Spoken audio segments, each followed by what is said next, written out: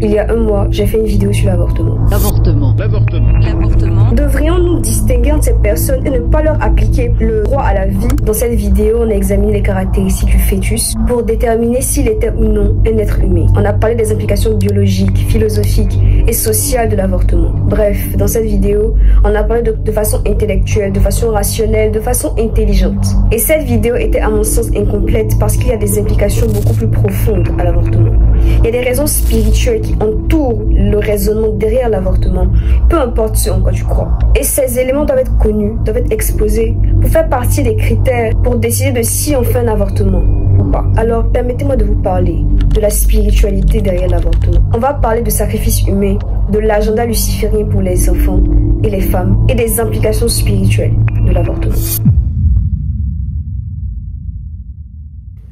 Le sacrifice d'enfants au cours de l'histoire est un phénomène complexe et pratiqué dans différents contextes culturels, sociaux et religieux. 1200 à 146 avant Jésus-Christ, Méditerranée antique, Phéniciens et Carthaginois. À cette époque, le sacrifice d'enfants est associé à une divinité, la divinité Baal, dieu de la fertilité et de la pluie, mais également à Baal Ammon, ainsi qu'à la déesse Tanit. Ces rites sacrificiels étaient souvent faits par le feu et dans un lieu appelé le Tophet, à Carthage. Mais avant que des études récentes montrent que ces sacrifices étaient associés au dieu que je viens de citer, un thème revenait souvent, une notion revenait souvent, une entité revenait souvent, Moloch. Cette divinité dont le nom signifie roi est le culte le plus pratiqué à Canaan, et plus particulièrement chez les Ammonites, un peuple qui occupait la partie méridionale de l'actuelle Jordanie. Et l'idole de Moloch possède une tête de veau ou de taureau, surmontée d'une couronne et tend les bras pour recevoir les enfants en sacrifice. On dit qu'à l'intérieur du bâtiment où se pratiquaient les sacrifices d'enfants, les prêtres allumaient un feu pour immoler les victimes, pendant que des tambours et des instruments élevaient des chants pour couvrir les cris et les pleurs des victimes. Certains rabbins expliquent qu'à l'intérieur du bâtiment se trouvaient 7 types de compartiments qui étaient destinés à 7 types de sacrifices précis. Dans certains de ses écrits, le roi Salomon, qu'on retrouve dans la Bible, bâtit même un temple à l'honneur de Moloch, malgré l'interdiction du Dieu de la Bible, malgré l'interdiction de Yahweh. Il le fait sur le mont des Oliviers, qui est un lieu extrêmement symbolique dans la Bible, dans la vallée des Noms, dans l'aire sacrée du Tophet, dont on parlait tout à l'heure. La Bible nous explique que les rois Akaz et Manassé ont offert certains de leurs enfants en sacrifice à ces idoles-là, à Moloch. Ce culte a atteint son apogée lors du siège subi par les Carthaginois en 300 avant Jésus-Christ. Ils croyaient que c'était une punition de la part de leur dieu et ils ont donc sacrifié plus de 200 enfants entre les mains métalliques de la divinité. Cette histoire nous montre à quel point, malgré le fait qu'il existait une interdiction claire dans la parole de Dieu, malgré que Yahweh condamnait ces pratiques, il le faisait quand même. En réalité, en quoi sommes-nous différents d'eux lorsqu'on soutient l'avortement? Bref, 1200 avant Jésus-Christ jusqu'au XVIe siècle, civilisation mésoaméricaine. Les Aztèques, les Mayas, les Incas pratiquaient le sacrifice d'enfants dans le cadre de rituels religieux importants. Chez les Incas, il existait une cérémonie appelée Capacocha. Des enfants étaient sélectionnés selon leur pureté physique, selon leur beauté, selon leur grade, selon leur noblesse. Et ils étaient sacrifiés pour apaiser les dieux et assurer la prospérité dans le pays. Ces sacrifices étaient souvent associés à des événements solaires, à des éruptions volcaniques, à des mouvements de la terre, à des mouvements naturels. Une découverte archéologique au Pérou documente un des plus grands sacrifices d'enfants arrivés dans l'histoire. Près d'une ville côtière, Huanchaco, au nord de Lima, des archéologues ont découvert plus de 227 corps, âgés de 5 à 14 ans, qui auraient été sacrifiés il y a plus de 500 ans. Ces enfants appartenaient au peuple des Chimú, qui ont prospéré avant d'être conquis par les Incas. Et ils ont été tués dans des rituels visant à apaiser le cœur de leur dieu. Les analyses des corps montraient que les enfants avec des coupures sur la tête, au niveau du sternum et également des côtes déplacées, ce qui indiquait une probable extraction du cœur, qui était une pratique très courante à l'époque. Very good.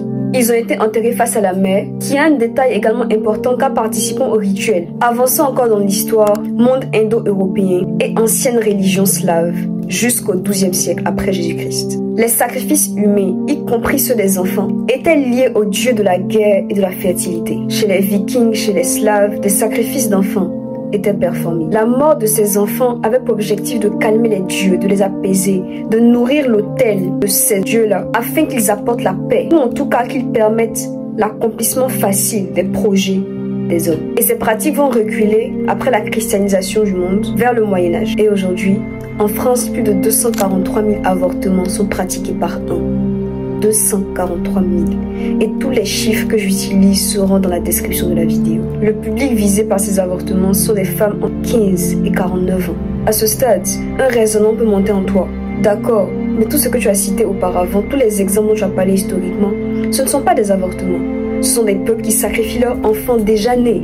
Ça n'a rien à voir avec un avortement, ça ne se ressemble pas, ce n'est pas comparable. Donc l'infanticide n'est pas justifié parce que c'est tuer un être humain. Mais alors qu'on a déjà établi que le fœtus est un être humain, ce n'est pas grave de le tuer. Si tuer des enfants en bas âge parce qu'ils représentent une charge psychologique, mentale, financière était légal, tu serais pour l'infanticide si c'est assez justifié. Oui, mais il y a des raisons qui justifient l'avortement. Il y a des raisons qui soutiennent le fait que l'avortement soit nécessaire dans la société dans laquelle on est. Évidemment, il y a toujours des raisons qui justifient les sacrifices. L'apaisement des divinités en temps de guerre, assurer la facilité, la postérité, renouveler ou renforcer le pouvoir religieux. C'était ça les raisons qui justifiaient que ces peuples sacrifiaient leurs enfants. Aujourd'hui, ne pas avoir la capacité de s'occuper d'un enfant financièrement, ne pas avoir envie d'un enfant, ne pas vouloir stopper sa carrière ou sa vie académique, ne pas se sentir prêt. Des raisons politiques, économiques et religieuses qu'on trouve stupides ont été remplacées par des raisons émotionnelles, par des raisons personnelles. Je ne peux pas, je n'en ai pas envie, donc je tuerai un être humain, donc je sacrifierai une vie. Voici ce que ça signifie. Ce que j'essaie d'expliquer, c'est que derrière l'avortement se cache en réalité un sacrifice d'être humain qui permet de nourrir ces mêmes entités-là qui existent. Que chaque fois qu'un enfant est tué dans le ventre de sa mère, chaque fois que notre utérus devient un tombeau et non plus un lieu de vie, ce sang-là est utilisé pour nourrir, apaiser et faire grandir en puissance ces entités-là. C'est une nécessité d'arrêter de croire que le monde dans lequel on vit est pleinement physique. Que le monde dans lequel on vit se résume à des idées et à des pensées qui n'ont pas de conséquences et de parallèles avec le monde spirituel. C'est une fausse manière de vivre, ce n'est plus possible au jour d'aujourd'hui, même si tu ne crois pas en Dieu, même si tu n'es ni musulman, ni juif, ni chrétien, de ne pas reconnaître qu'il y a des esprits, de ne pas reconnaître qu'il y a un monde spirituel, de ne pas reconnaître qu'il y a des démons, de ne pas reconnaître qu'il y a des anges, de ne pas reconnaître qu'il y a quelque chose, il y a un autre realm qui existe dans ce monde. Et l'agenda, vous allez le comprendre au fur et à mesure de cette vidéo, parce qu'on n'a pas encore fini. L'agenda est de permettre que ce sang puisse couler, nourrir ces entités. Parce que dans la feuille de route luciférienne, il y a toujours eu un agenda spécifique pour les enfants. Luciférienne, quand je dis Lucifer, je parle de l'ange de lumière, je parle de celui qui est aujourd'hui Satan. Dans la pensée luciférienne, il y a toujours eu un agenda contre les enfants. À chaque fois qu'un leader doit apparaître, à chaque fois qu'un roi doit naître, les années précédant sa parution sont précédées par des sacrifices d'enfants. Livre de l'Exode, chapitre 1, le verset 16. Pharaon ordonne la mort de tous les fils des Hébreux parce qu'ils deviennent trop puissants, parce qu'ils deviennent trop grands, parce qu'ils se multiplient trop rapidement. Il faut trouver un moyen de les éteindre. Il faut trouver un moyen d'éviter qu'ils ne se reproduisent et qu'ils ne renversent le pouvoir. Il faut trouver un moyen pour que ce peuple ne dérange pas le système qui a été établi. Il faut trouver un moyen pour qu'ils restent en esclavage. Il faut trouver un moyen pour que la liberté ne soit même pas une option pour eux. Donc qu'est-ce que Pharaon fait? Qu'est-ce que le roi fait? Il demande que tous les fils soient tués. Il demande que des enfants soient sacrifiés pour ne pas que son pouvoir ne s'éteigne. Le sacrifice d'enfants, l'avortement, est un moyen de contrôle des corps. C'est un moyen d'éviter une rébellion future. C'est un moyen d'éviter de faire naître une génération qui sera différente de la précédente. Une génération avec des pensées différentes, avec une vision différente, qui pourra prendre le contrôle et s'opposer à ce que j'ai établi. Je sais que les personnes qui soutiennent l'avortement pensent l'inverse de ce que je viens de dire. Ils pensent au contraire que lorsqu'on est contre l'avortement, c'est parce qu'on veut contrôler le corps des femmes. C'est parce qu'on veut éviter que les femmes ne fassent ce qu'elles veulent. C'est parce qu'on veut montrer que nous, on est libre, qu'on a une pensée de liberté, qu'on a une pensée de changer les choses. Vous ne faites que répéter un script qui a déjà été écrit avant même que vous ne naissiez. Vous entrez littéralement dans la matrix, dans l'agenda, dans le plan, quand vous soutenez ce genre d'avis. Parce que l'avortement et le sacrifice des enfants au travers de ça est un moyen de contrôler les corps, est un moyen d'éviter qu'une autre génération puisse penser différemment. L'avortement est un moyen de contrôler les êtres humains et de nourrir des entités spirituelles. Évangile selon Matthieu, chapitre 2, le verset 16. Le roi Hérode demande à ce qu'on tue tous les enfants de 0 à 2 ans parce que le futur roi se trouve parmi eux. Comme il a peur que son règne disparaisse, il fait en sorte que celui-là même qui représenterait un ennemi dans le futur soit tué. Il le fait parce que des mages ont annoncé la venue du roi des Juifs. Parce que les mages ont annoncé la venue de quelqu'un d'autre qui emmènerait un nouveau type de royaume. Et dans les deux textes que j'ai cités, chacune des deux figures qui allaient arriver, qui allaient venir sur la terre, apportait une dispensation, une alliance nouvelle sur la terre. Elles étaient littéralement le symbole d'un renouveau pour le monde. C'est ce que représentait Moïse, la loi, et Jésus, la grâce.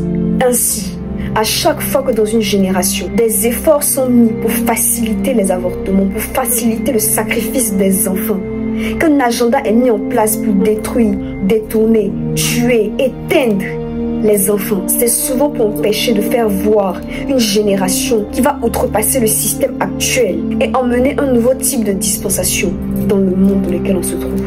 On parle de la Gen Z, on parle de la Gen X, on parle des boomers, on parle de l'ensemble de ces catégories. Et chacune a une façon de réfléchir différente. Et prophétiquement, nous sommes dans les temps de la fin. Et le diable met l'accent sur les enfants.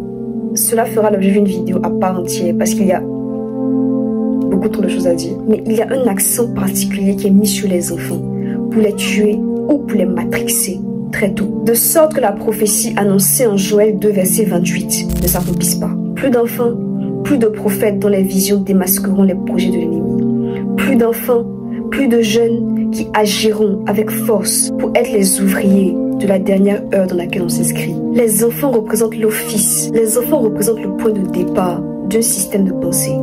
De la même façon, on parle des traumas générationnels. On parle du fait que lorsqu'on t'inculque une façon de penser, tu la transmets à tes enfants et ça transmet un système encore et encore. Si l'enfant est matrixé, si l'enfant, on arrive à l'utiliser comme un objet, si on arrive à lui inculquer ce type de raisonnement, on arrivera à faire de lui un outil pour la perpétuation de nos idéologies. Et pour éviter même qu'on ait à passer par toute cette étape de matrixation, de changement, autant faire en sorte qu'il n'existe tout simplement pas. Ne pensez jamais que lorsque le sang coule quelque part, c'est anodin.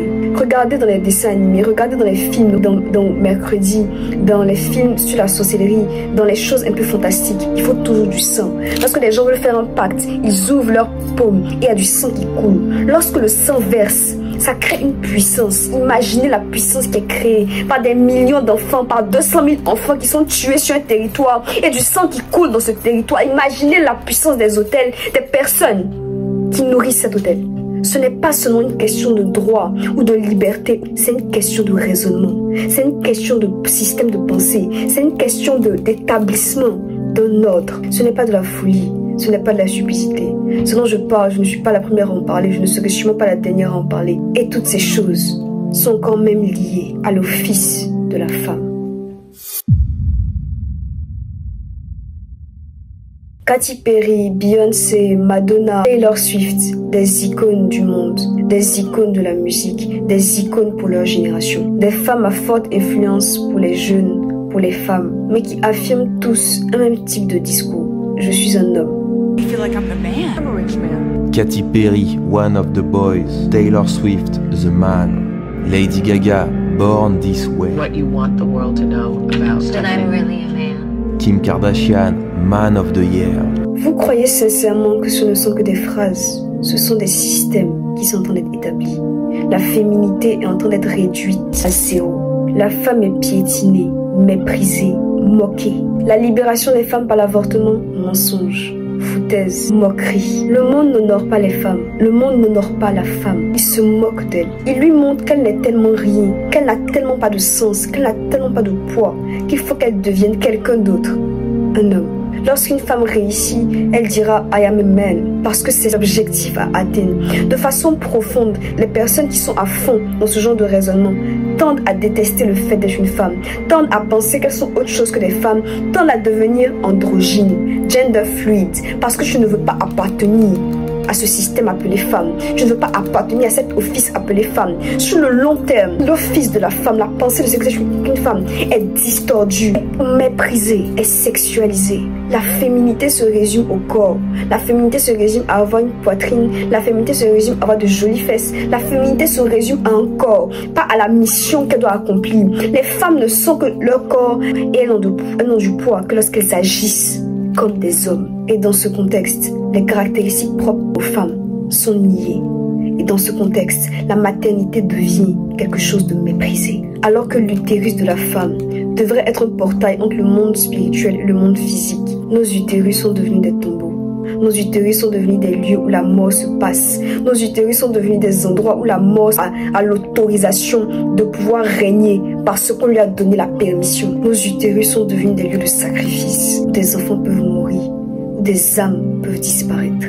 Parce que l'enfant qui se trouve à l'intérieur de nous existe sur le plan biologique, j'en ai parlé dans l'ancienne vidéo, mais existe également en termes de conscience, en termes d'esprit. Ce sont des vies, ce sont des âmes qui sont arrachées à l'intérieur de toi. Encore une fois, je ne dis pas ça pour faire culpabiliser qui que ce soit, mais pour qu'on se rende compte de ce qui se passe autour de nous, pour qu'on se rende compte d'à quel point nos pensées, nos systèmes de pensée sont formatés pour nous faire croire des choses qui ne sont pas la vérité. L'avortement est censé être une libération. Quelle comédie! C'est tout ce qu'on représente. Ce raisonnement facilite l'avortement. Je ne parle même pas du fait que tu veux avoir une carrière, etc. Je ne parle pas de l'idée, de cette idée de façon isolée. Je parle du système. Tout ce système est mis en place de sorte que l'avortement semble être la solution la plus logique. On est conditionné à penser que c'est normal. On est conditionné à penser que c'est la solution la plus facile. On est conditionné à le penser. Pourquoi? Parce que ça facilite les sacrifices. Ça facilite l'augmentation de la puissance des entités qui soutiennent cet avis. Ainsi donc, chaque avortement est un sacrifice humain qui nourrit les autels des esprits, en tout cas de quelques-uns parmi eux que j'ai pu citer au début de vidéo. Et le problème, c'est qu'à chaque avortement, tu donnes accès, tu ouvres une porte à ces esprits dans ta vie. Et c'est la raison pour laquelle je suis en train de parler à une catégorie de personnes. Tu vas remarquer que c'est comme si la mort te poursuivait. Comme si après les avortements, les problèmes ne font que s'enchaîner. Des soucis que tu n'avais pas, des problèmes que tu n'avais pas, des situations difficiles que tu n'avais pas, ont commencé à se manifester. Parce que lorsque le sang verse, il faut un autre sang versé pour rééquilibrer. Et si tu n'es pas caché dans le sang de Jésus-Christ, la mort a tous les droits de venir dans ta vie. Est-ce que vous vous rendez compte à quel point le diable est méchant? Parce qu'il te fait croire qu'en avortant, il te protège. Il te livre comme un sacrifice à tous les démons pour te faire du mal. L'avortement ne protège pas les femmes. L'avortement nous détruit. L'avortement nous brise. L'avortement nous expose. L'avortement nous fait du mal. Et c'est méchant. Quand tu as connaissance de la vérité, parce que beaucoup de personnes ne savent juste pas ce genre de nous parler, mais c'est méchant que tu as connaissance de la vérité d'encourager ce genre de pratique. Il ne s'agit pas de toi. Si Marie avait voulu avorter par honte de sa grossesse, si elle avait eu honte de ce que les gens diraient, elle aurait peut-être, je dis bien peut-être, parce que je ne pense pas que le Saint-Esprit allait le permettre, avorter le sauveur de l'humanité. Une grossesse qui n'a pas été planifiée a changé le monde. Je l'ai dit dans la vidéo précédente. Si je me retrouve enceinte, bien sûr que j'aurai peur. Bien sûr que je vais me sentir mal. Mais si je le fais, je donne encore l'accès au diable de me faire plus de mal. Et je tue un être humain. Et je fais couler du sang. Les implications sont terribles. Et je n'exagère pas. Je ne parle pas assez de tout ce que je devrais dire. Parce qu'il faut que j'aille pas à pas. Et ce n'est pas un jeu. Que faire donc dans les cas où les femmes tombent enceintes parce qu'elles ont été violées? Que faire donc dans les cas où les femmes tombent enceintes alors qu'elles sont extrêmement jeunes, qu'elles ont 10 ans, qu'elles ont 11 ans? Parce qu'il y a encore des mariages forcés qui se font dans le monde. Avec tout ce qui a été dit, qu'est-ce qu'on devrait penser? La certitude est établie que chaque avortement rend des entités démoniaques plus puissantes. Et vous savez quoi? C'est ce même sang qui coule, qui rend ces entités puissantes, permet au diable de pouvoir agir sur la terre et de multiplier les violences sexuelles à l'égard des femmes. Et ensuite qu'au travers de ces viols, ces femmes se sentent légitimement mal, légitimement parce qu'elles ont été violées, légitimement parce qu'elles ont subi des choses horribles, légitimement parce que ce qui s'est passé était mauvais, et ensuite envie d'avorter. Mais tu vois que c'est un cycle. Tu vois qu'à chaque fois qu'un avortement est commis, cette même puissance qui s'est dégagée par l'avortement va créer une puissance qui va permettre par la suite ces mêmes viols qui vont ensuite créer des avortements. C'est un cycle que la mort est créée. Un viol, ça éteint une partie de toi, ça éteint ton esprit, ça éteint ton âme, ça éteint ton corps, ça éteint trop de choses. Est-ce que vous voyez à quel point le diable se sert de nous pour nous faire même du mal à nous? C'est la raison pour laquelle je pense que le mal ne justifie pas un autre mal. Parce que spirituellement, les conséquences seront encore plus désastreuses pour toi ou pour d'autres femmes. Et je sais, j'ai bien conscience que cette avis ne fera pas l'unanimité, que je recevrai peut-être des commentaires, des personnes qui diront que je suis horrible, que je suis une mauvaise personne, que je n'ai aucune compassion pour ces personnes, que je les déteste, etc., etc. Mais la vérité, c'est que lorsqu'on aime une personne, on ne veut pas le mal de la personne. Je comprendrai et j'accepterai toute forme de haine, de critique, parce que je sais que c'est Dieu. Et que si j'avais été à ta place, j'aurais trouvé ça douloureux. J'aurais sûrement prié que Dieu retire la grossesse de mon... J'aurais sûrement fait des choses qui seraient irrationnelles. Donc je comprends. Mais la vérité reste la vérité. Et au moment où on commence à la diluer, on crée des situations encore plus complexes qui nous détruisent sur le long terme. Encore une fois, s'il y a quoi que ce soit, si tu veux parler, si tu veux prier, si tu veux parler à quelqu'un juste de ce qui est en train de se passer, tu n'es pas seul. Les personnes qui ont pu vivre ce genre de situation, parlons en commentaire. Soyons un espace où des gens pourront se sentir en sécurité pour exprimer ce qui est à l'intérieur d'eux et recevoir des conseils, des paroles adaptées à la vérité de Christ, mais avec amour et compassion. Encore une fois, j'accepterai toutes les conséquences qui viennent avec la vie que je tiens, mais je le tiendrai jusqu'au bout. À tous les chrétiens qui diront, moi j'ai de la compassion pour ces femmes, moi je m'intéresse plus à ces femmes qu'à des enfants hypothétiques. Tu n'as pas plus de compassion que Dieu. Je comprends l'idée, je comprends la volonté. Quand je dis que je comprends, ce n'est pas juste une phrase que je sors, je comprends réellement. Mais tu n'as pas plus de compassion que Dieu. Tu n'as pas plus de justice que Dieu. Parce que Dieu voit également les âmes de ses enfants qui disparaissent. Et Dieu est un Dieu de justice. Dieu est un Dieu d'amour qui sait faire la balance entre les choses. Dieu voit le corps de ses enfants qui crient. Dieu voit le sang qui coule. Dieu voit les larmes. Tu peux rester pendant longtemps et dire que j'ai compris, mais je veux le faire quand même. Là n'est pas le problème. Le problème, c'est juste de ne pas reconnaître qu'il y a des implications graves à tout ce qu'on est en train de faire. Mais est-ce qu'il n'y a pas d'alternative à l'avortement? Est-ce qu'il n'y a pas d'autre chose qu'on pourrait faire? Est-ce qu'il n'y a pas d'autres moyens? Sous un réel que j'ai posté, moi c'est Bobby a dit, tu racontes n'importe quoi. Le taux d'avortement est plus faible dans les pays où il est légalisé que dans ceux où il est interdit. Les gens vont quand même avorter. Simplement, ils le font au péril de leur vie. Le droit à l'avortement est un besoin pour la société. Si j'ai bien compris ce que Bobby a dit, l'avortement est nécessaire. Parce que qu'on le veuille ou pas, les gens vont toujours avorter. Et je pense la même chose. Je pense que les gens vont toujours continuer d'avorter, même si on les empêche de le faire. Mais je pense que la raison pour laquelle ils le font, c'est parce qu'ils n'ont pas conscience des implications derrière l'avortement. Ils n'ont pas conscience des conséquences sur eux.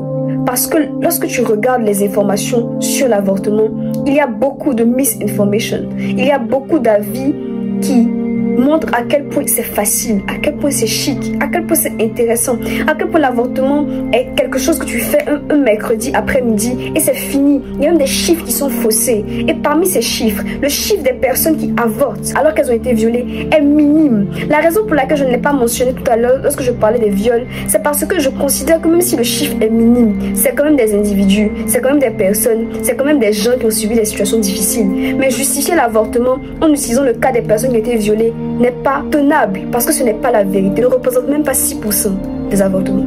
Donc, pour répondre à Bobby, j'aimerais faire une partie 3 à cette série sur l'avortement pour parler exclusivement des alternatives à l'avortement. Je ne voulais pas le faire dans cette vidéo parce que cette vidéo a un objectif vraiment purement spirituel. Donc, dans la troisième partie, je voudrais parler des alternatives et les analyser de façon sincère. Ce qui est vraiment possible. Comment c'est possible pour qu'une personne puisse tomber sur la vidéo et avoir des éléments tangibles pour ne pas avorter, pour ne pas se retrouver dans la situation. Je sais que le sujet est lourd, je sais que le sujet est difficile, mais je crois également qu'elle ouvrira les yeux de beaucoup de personnes, qu'elle parlera à beaucoup de personnes, selon ce que le Saint-Esprit permettra. Donc que Dieu vous bénisse, que Dieu vous garde. Si vous avez des questions, des plaintes, des complaintes, allez-y, lâchez-vous et que Dieu nous conduise juste parfaitement dans sa volonté. On se retrouve dimanche prochain dans une autre vidéo. En attendant, que Dieu vous garde et bye.